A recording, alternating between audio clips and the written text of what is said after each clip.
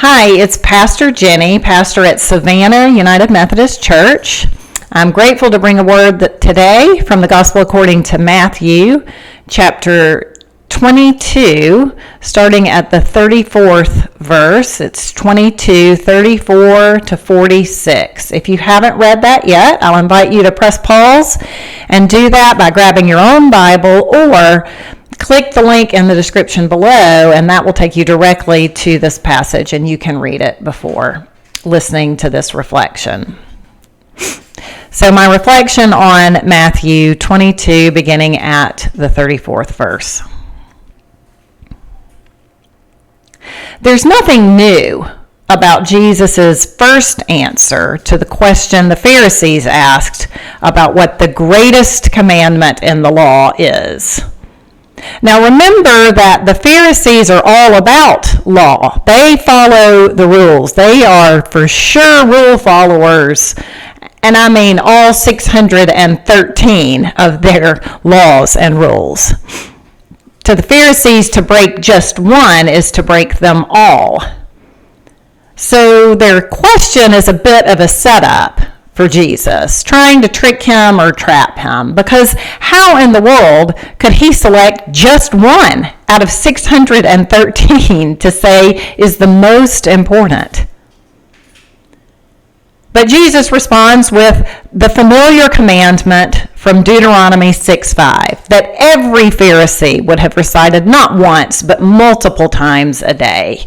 You shall love the Lord your God with all your heart and with all your soul and with all your mind. This is the greatest and first commandment.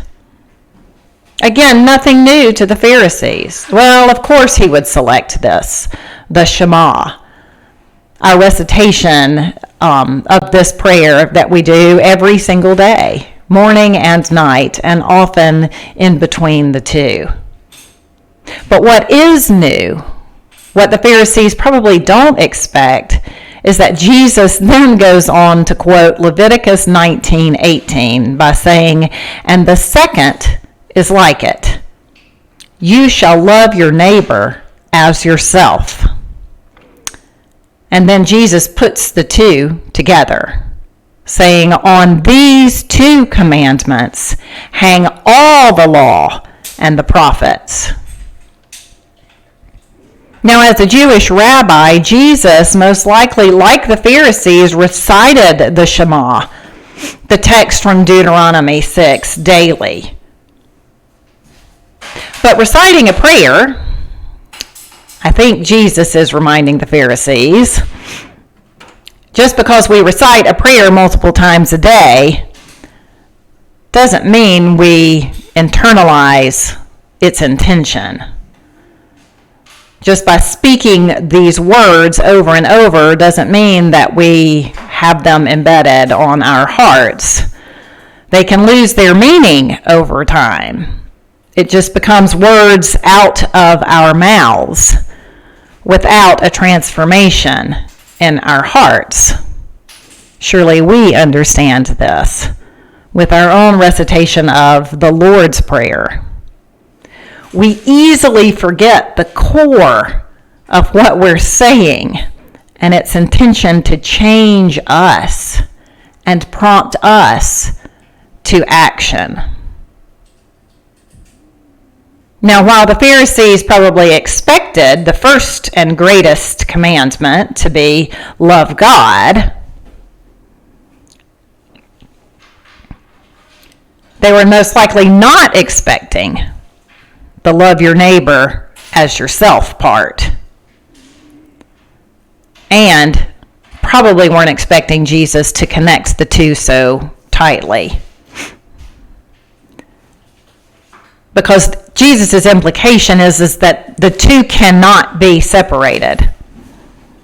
While loving God is foundational, yes, it's not done by simply reciting words, by praying prayers. Praying prayers and following laws does not equal loving God. Loving God is directly connected with loving neighbors. Treating others the way that we want to be treated equals loving God. So if we want to be treated with kindness and respect, then we treat others with kindness and respect.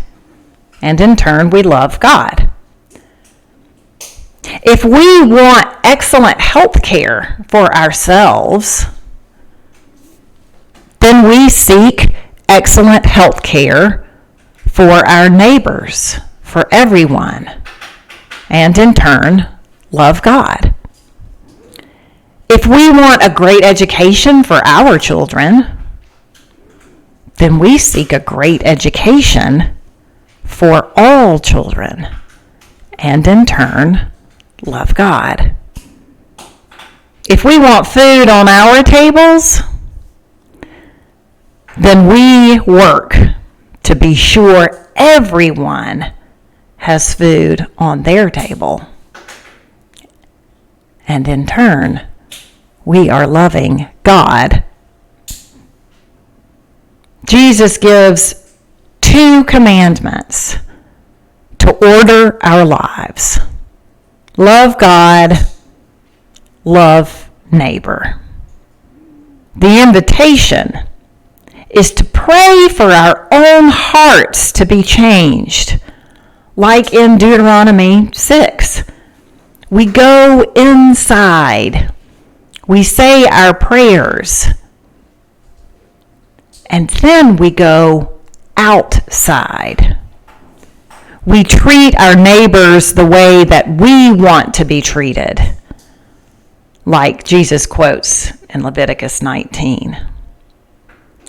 Both going inside and outside are essential to loving God well. May we have the courage to go both inside and outside ourselves in our efforts to love. Amen.